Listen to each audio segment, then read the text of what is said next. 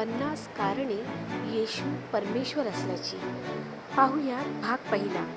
कारण पहिले, तो सृष्टिकर्ता आहे, त्यानेच आकाश आणि पृथ्वीची निर्मिती केली.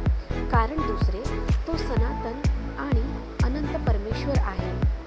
कारण तिसरे, तो सार्वभौम आहे, म्हणजे सर्व ठिकाणी उपस्थित असणारा. कारण चौथे, तो अडिग म्हणजे कधीही न बदलणारा आहे. कारण पाचवे, तो जीवन देणारा परमेश्वर आहे. कारण सहावे, तो अनंत जीवन देणारा परमेश्वर आहे. कारण सातवे, तोच अल्फा व ओमेगा आणि आदी व अंत आहे. कारण आठवे, तो महापवित्र आहे.